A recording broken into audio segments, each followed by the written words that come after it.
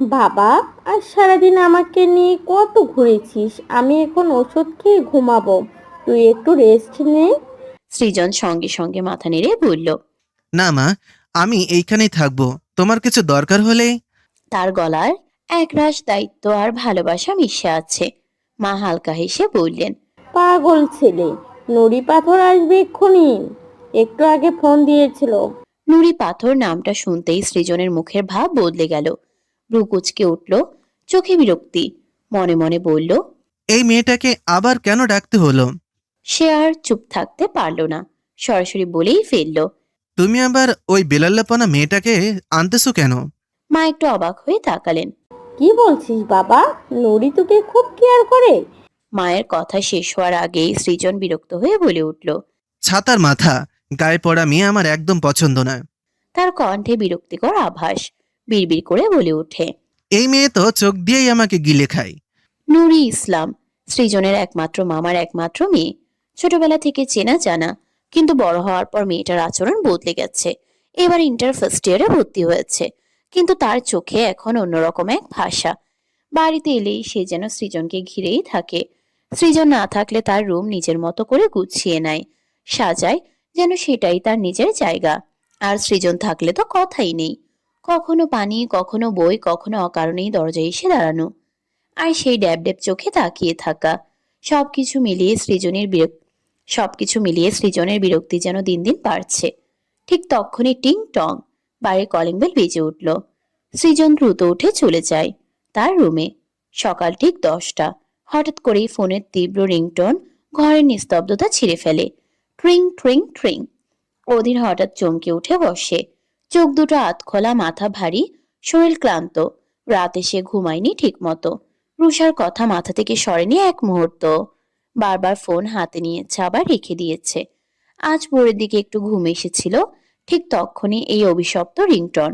অধীর বিরক্ত হয়ে ফোনটা হাতড়িয়ে খুঁজে নেয়। চোখ না খুলেই রিসিভ করে। তার মাথায় একটাই নাম, সৃজন। আর সেই ভেবেই সে গালি ছুড়ে দেয়। এই শালা, তুই রাতে ঘুমিয়েছিস বলে কি সবাই ঘুমায় নাকি? কিছু মানুষের ভোরবেলা তাদের রাত শুরু হয়, জানিস না? তার গলায় রাগ, ক্লান্তি আর না বলা কষ্টের মিশ্রণ। কিন্তু ওপাশে কিছুক্ষণ নীরবতা, একটু ভারী থমথমে নীরবতা। ওদের একটু ভ্রু কুঁচকে ফেলে, ঘুম ঝরানো চোখে ফোনটা কানে চেপে ধরে থাকে। তারপর একটা কাপা, চেনা কিন্তু অপ্রত্যাশিত কণ্ঠ ভেসে আসে। অধীর, আমি রুষা, তোমার লাল গোলাপি। মুহূর্তে অধীর জমে যায়। ঘুম, রাগ, বিরক্তি সব এক সেকেন্ডে উধাও। বুকের ভেতর ধক করে ওঠে, হাতটা কেঁপে ওঠে। ফোনটা শক্ত করে ধরে, মাথার ভেতর হাজারটা কথা ভিড় করে, কিন্তু ঠোঁট খুলে একটা শব্দও বের হয় না। সে শুধু চুপ করে থাকে, ওপাশ থেকেও নীরবতা। দুজন মানুষ, দুজনের বুক ভরা কথা, কিন্তু শব্দহীন। এই নীরবতার মাঝেই যেন হাজারটা অনুভূতি কথা বলে। ভালোবাসা, অভিমান, দূরত্ব, আর এক অদ্ভুত টান। সকালটা আর আগের মতো থাকে না অধীরের। 2 দিন, মাত্র 2 দিন, কিন্তু অধীরের কাছে মনে হচ্ছে যেন দুটো যুগ কেটে গেছে। অধীর ফোনে তাকায়, বিদেশি নাম্বার, তার মানে রুষারা বিদেশে চলে গেছে। অধীরের বুকটা ধক করে ওঠে। রুষা 2 দিন ধরে সেই নামটা নীরব। না কোনো কল, না কোনো ভয়েস, কিছুই না। না দেখা। অধীর চোখ বন্ধ করে মনে করার চেষ্টা করে রুষার সে হাসির শব্দ, সে মিষ্টি কণ্ঠ। লাইভ টেলিকাস্ট, কই আপনি? কিন্তু আজ সবকিছু যেন স্মৃতির ভেতরে আটকে গেছে। তার বুকের ভেতরটা হঠাৎ করে মোচড় দিয়ে ওঠে। অধীর ভাঙা গলায় বলে। কোথায় গেলে তুমি রুষা? একটা বার জানালে না? তার চোখ ভিজে আসা অজান্তেই। রুষা চুপ। সেই ভণ্ড, এত ফাজলামো করা কিউট ছেলেটা তার ভালোবাসা। রুষা খুব ভালো বুঝতে পেরেছে এই ছেলে তার জীবন। একটু ভয়েস শুনে কেমন শান্ত হয়ে গেছে রুষার মন। অধীর ডাকে। হ্যালো রুষা। ও পাশে কিছুক্ষণ চুপ, শুধু নিঃশ্বাসের শব্দ। তারপর ভাঙা গলায় রুষা বলে উঠে। অধীর। এই একটা শব্দেই অধীরের বুকটা ভেঙে যায়। তুমি কোথায় ছিলে রুষা? 2 দিন, 2 দিন আমি পাগলের মতো হয়ে গিয়েছিলাম। তুমি ঠিক আছো তো? কিছু হয়েছে তোমার? ও পাশে কান্নার শব্দ ভেসে আসে। রুষা আর নিজেকে ধরে রাখতে পারে না। আমি আমি ভালো নেই অধীর। অনেক কিছু হয়ে গেছে। আমি কারোর সাথে কথা বলতে পারছিলাম না। অধীরের গলা ভারী হয়ে যায়। একটু কষ্ট করে করলে না কেন যোগাযোগ? আমি কি তোমার কেউ না? তোমার জন্য যে আমার চিন্তা হয়, তুমি জানো না? রুষা কেঁদেই বলে, তুমিই তো সব, তাই তো পারছিলাম না, ভয় হচ্ছিল তোমায় হারিয়ে ফেলার। অধীর চোখ মুছে নেয়, কিন্তু কান্না থামে না। এই প্রথম অধীর রুষার জন্য নিজের পাগলামি দেখে নিজেই অবাক। পাগলি একটা, তুমি না থাকলে আমি কিভাবে থাকি বলো? এই 2 দিনে আমি বুঝেছি তুমি ছাড়া আমি একদম শূন্য। আমিও, আমি প্রতিটা মুহূর্তে তোমায় মিস করেছি, তোমার ভয়েস, তোমার রাগ, তোমার হাসি, সব। অধীর হালকা হেসে বলে। তাহলে কল দাওনি কেন? রুষা একটু চুপ করে থেকে বলে, নিজেকে সামলাতে পারছিলাম না। আমি যদি কাঁদতে কাঁদতে তোমার সাথে কথা বলতাম, তুমি আরও কষ্ট পেতে।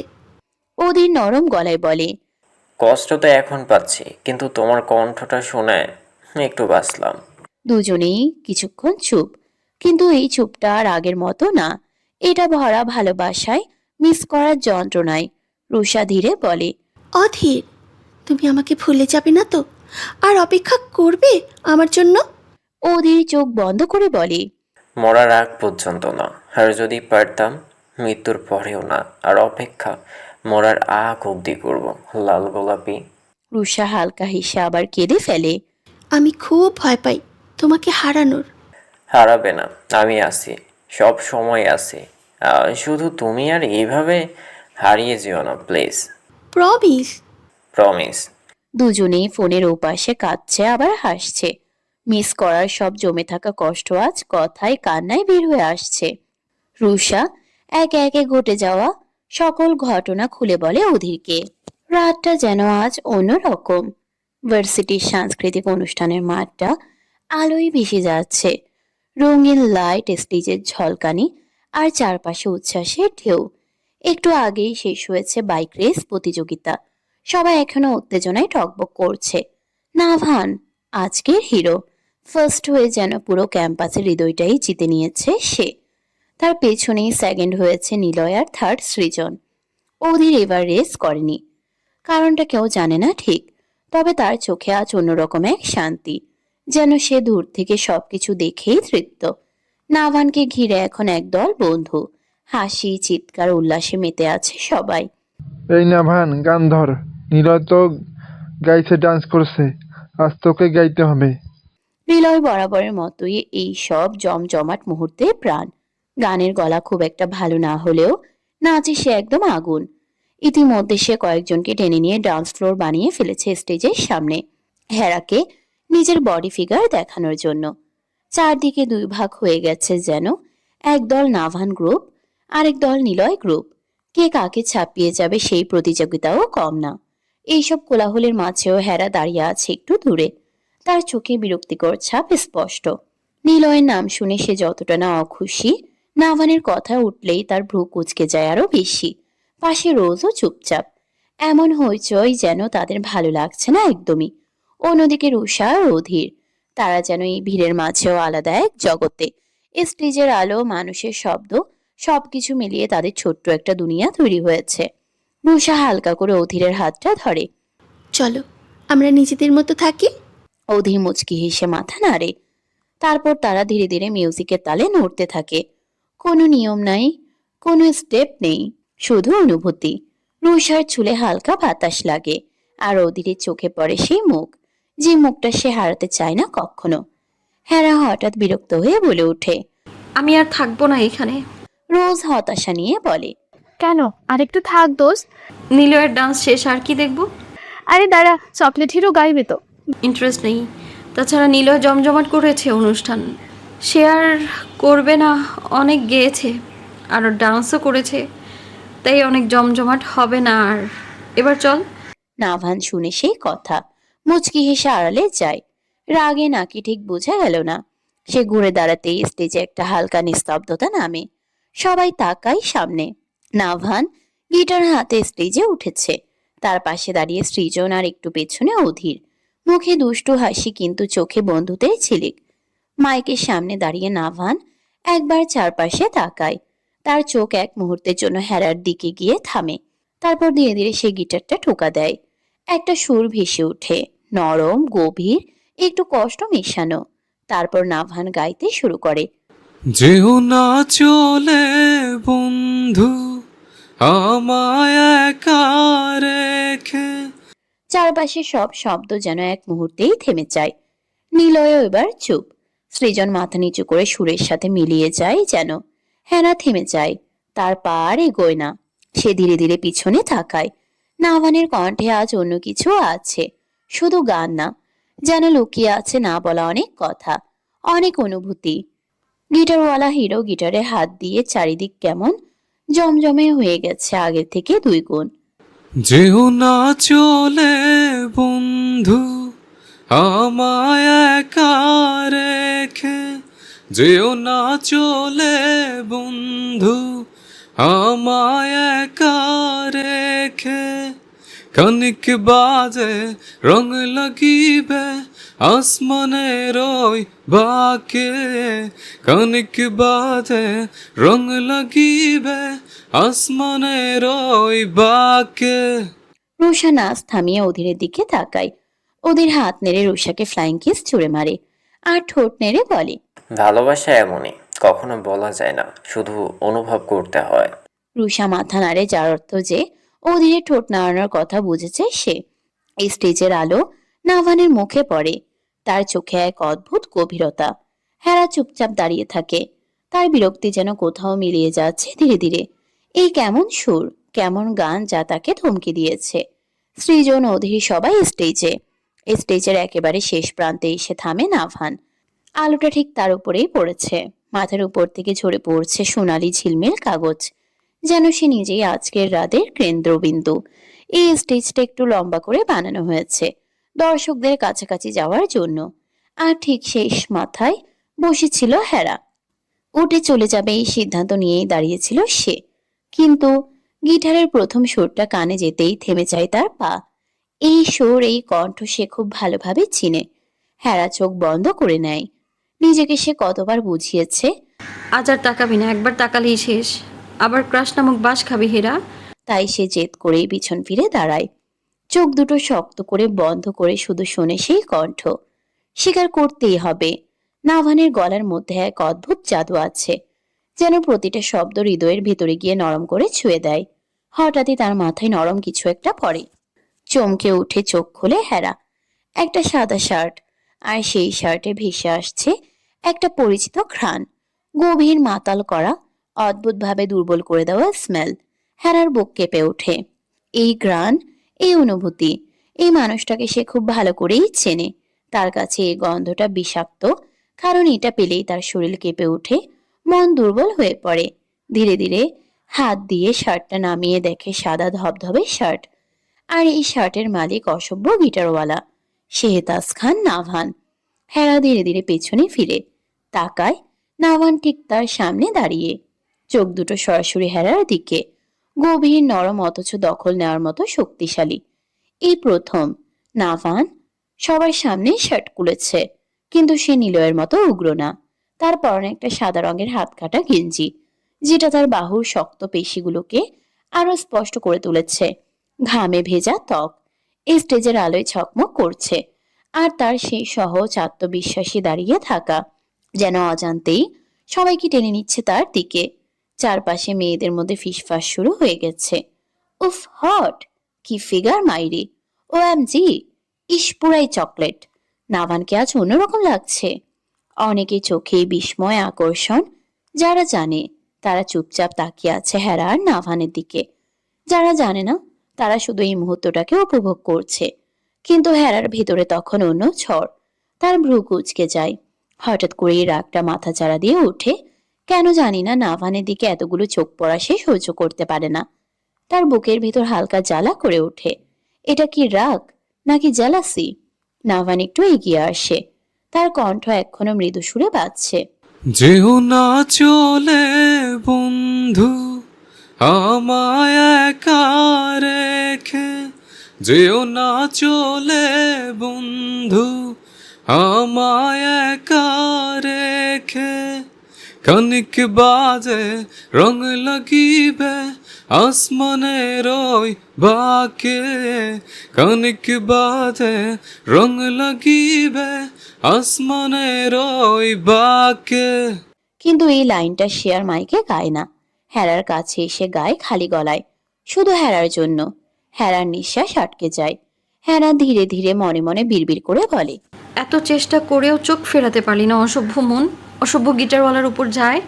চারপাশে গান, আলো, উচ্ছ্বাস, সবকিছু মিলিয়ে সেই মুহূর্তটা থেমে থাকে শুধু তাদের দুজনের জন্য, হেরা আর নাভান।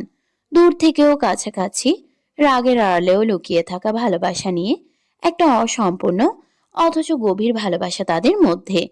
নাভান গিটার বাজাতে বাজাতে পা দুলাচ্ছে, আবার একটু লাফাচ্ছে।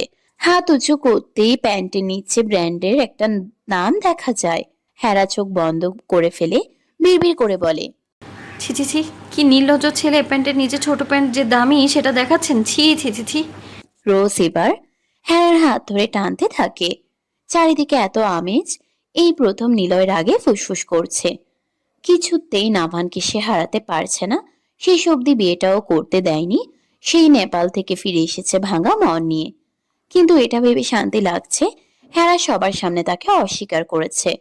নাভান নিজের অধিকার খাটিয়ে নিয়ে এসেছে তার ফুলকে, কিন্তু কয়দিন আটকে রাখবে যেখানে হেরা চায় না। এই সম্পর্ক খুব দ্রুত এর বিহিত করতে হবে।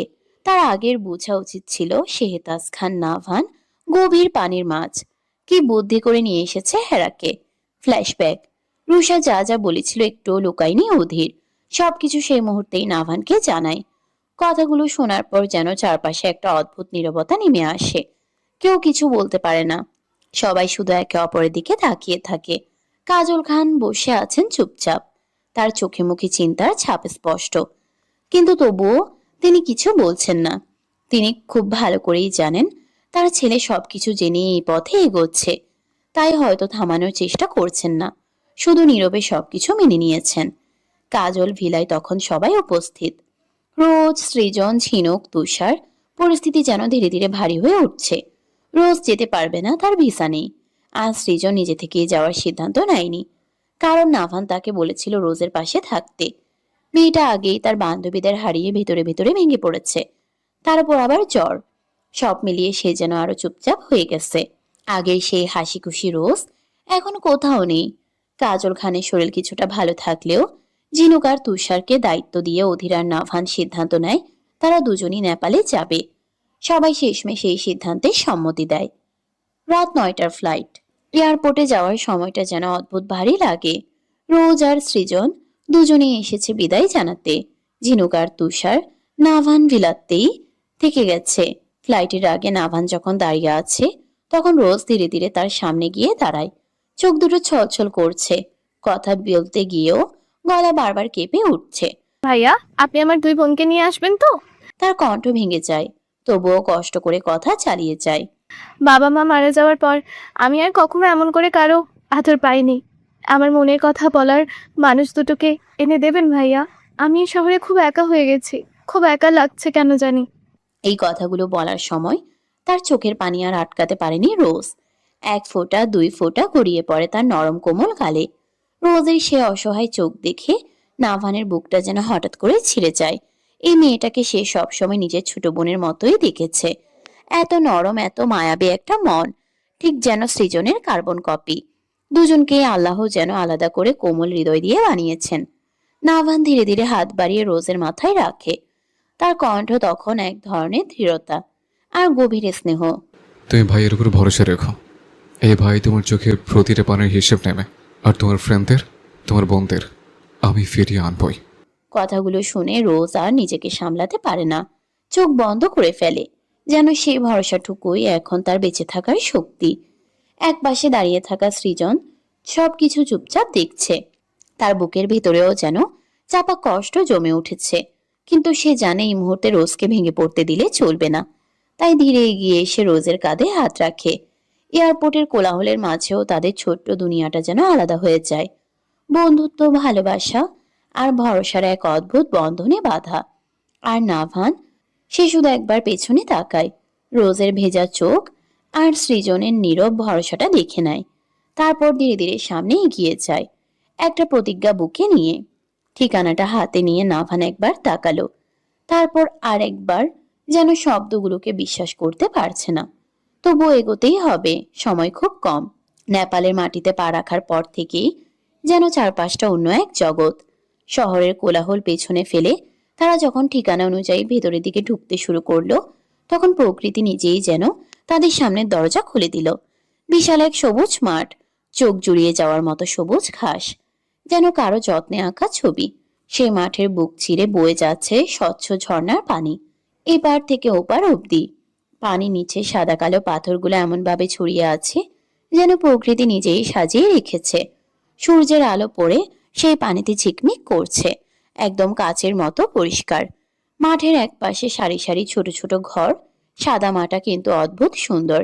আর সেই ঘরগুলোর চারপাশে অসংখ্য ফুলের গাছ, লাল, হলুদ, বেগুনি, সাদা, যেন রঙের মেলা বসেছে। বাতাসে ফুলের গন্ধ, পাখির ডাক আর পানির শব্দ, সব মিলিয়ে জায়গাটা একেবারে কল্পনার জগৎ। অধীর থমকে দাঁড়িয়ে গেল, মুখটা হাঁ করে আছে, চোখ দুটো বিস্ময়ে বড় হয়ে গেছে। তার মাথায় তখনও আগের মতোই আজব চিন্তা ঘুরপাক খাচ্ছে। ভাই দেখছিস, বাচ্চারা এত সুন্দর ফুল গাছ দেখেও ছিঁড়ছে না, আর আমার তো ফুল দেখেই ছিঁড়তে ইচ্ছা করছে।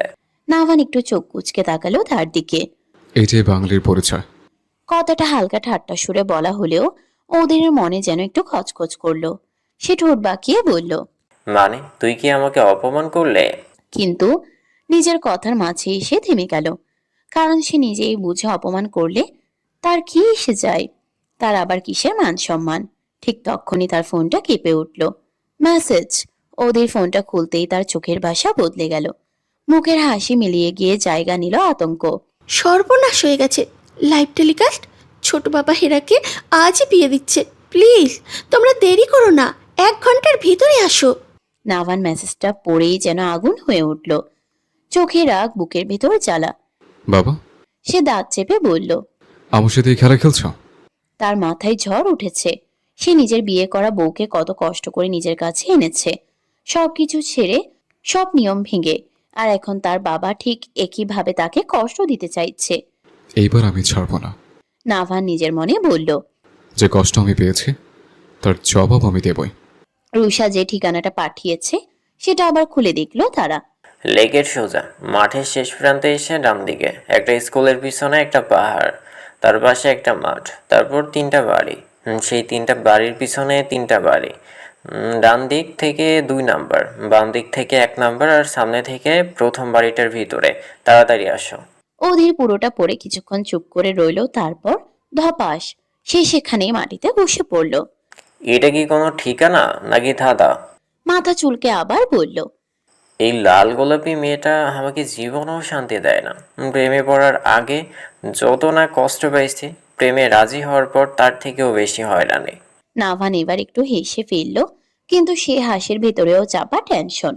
তারা অবশেষে সেই জায়গাটায় পৌঁছালো, কিন্তু পৌঁছানোর পরই যেন সবকিছু আরো জটিল হয়ে উঠল। চারপাশে তাকালেই শুধু বাড়ি, একটা, দুইটা, তিনটা না, এর চেয়েও বেশি মনে হচ্ছে।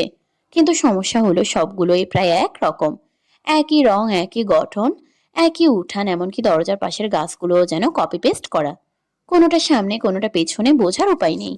রুষা যেভাবে ঠিকানা দিয়েছে সেটা এখানে এসে পুরো ধাঁধার মতো লাগছে। নাভান দাঁড়িয়ে চারপাশে তাকিয়ে আছে, চোখে বিরক্তি আর অস্থিরতা। সময় গড়িয়ে যাচ্ছে, অথচ এক পাও এগোতে পারছে না তারা। ওদের মাথা চুলকাতে চুলকাতে হঠাৎ বলে উঠল, ভাই, এত সোজা কোনো জায়গা না। এইটা রাক্ষসী রানী কটকটির পাতাল ঘর মনে হচ্ছে। এখানে ঢুকতে হলে জাদু দিয়ে রাস্তা চিহ্নিত করতে হবে, না হলে সব গোলমাল হয়ে যাবে।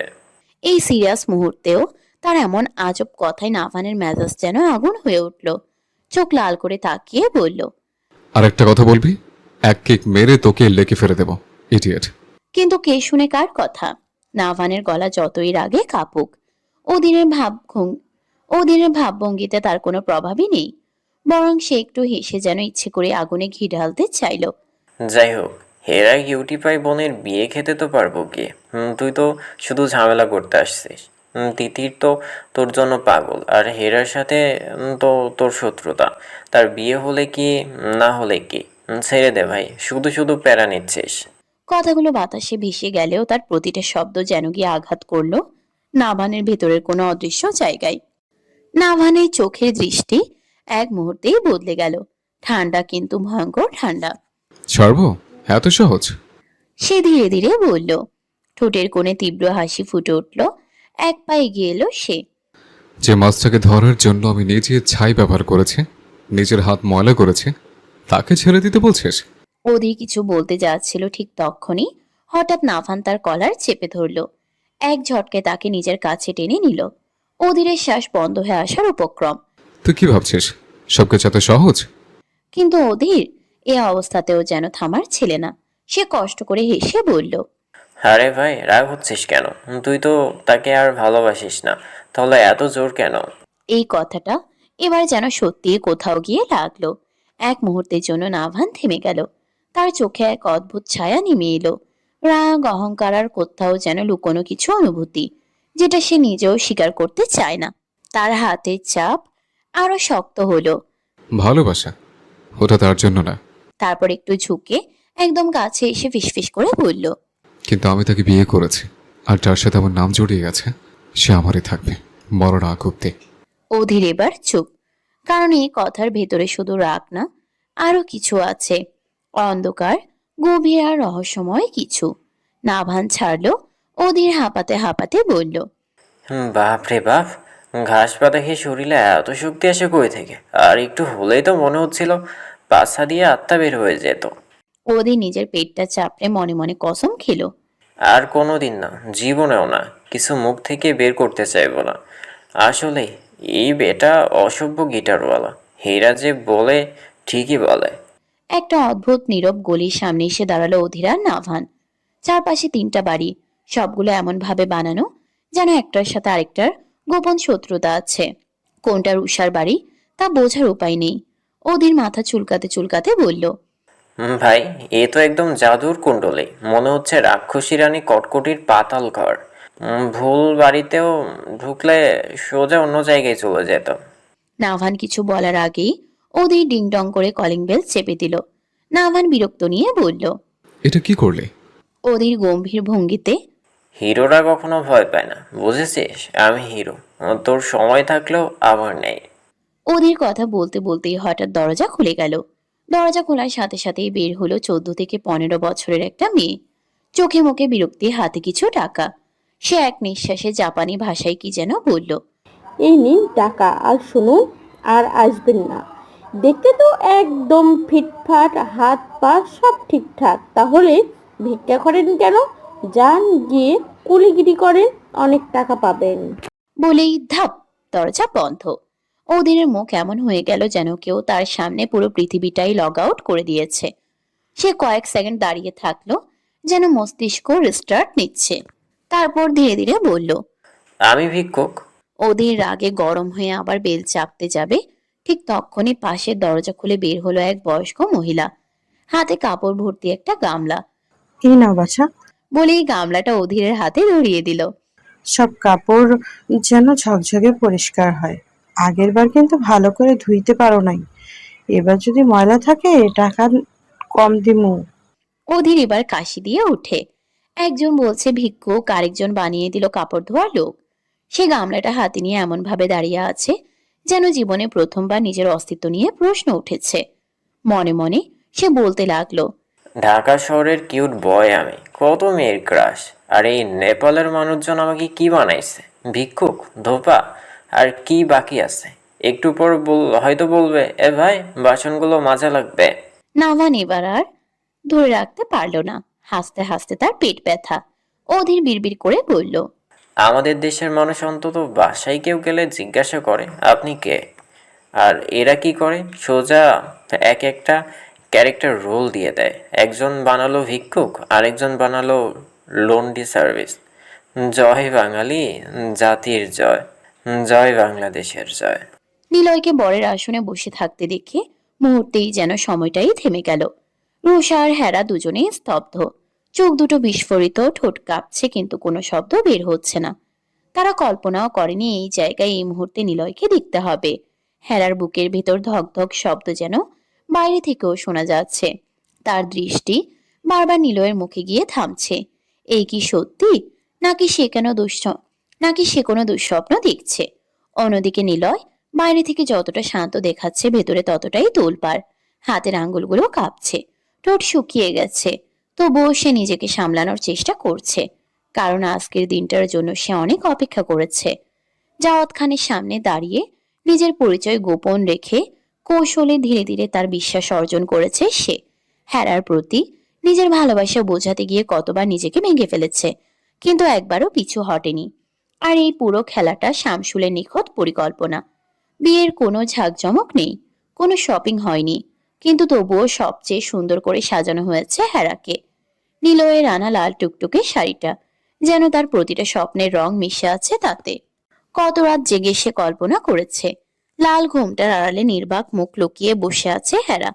মাথায় হালকা লাল গোমঠা, হাতে কানে সোনার গয়না, মুখে কোনো মেকআপ নেই, এমনকি কাজল পর্যন্ত না। তবুও যেন চাঁদের আলো ম্লান হয়ে যায় তার সামনে। নিলয়ের চোখ সরছে না, সে যেন বিশ্বাসই করতে পারছে না এই মেয়েটা সত্যিই তার সামনে বসে আছে। রুষা ইচ্ছে করে হেরাকে সাজায়নি, তার মনে একটা দ্বন্দ্ব। নিলয়কে সে পছন্দ করে, কিন্তু হেরা তো এখন অন্য কারোর স্ত্রী। তার ভিতরে একটা অজানা অপরাধবোধ কাজ করছে। কাজী সাহেব গম্ভীর গলায় দিনমোহর ঘোষণা করলেন।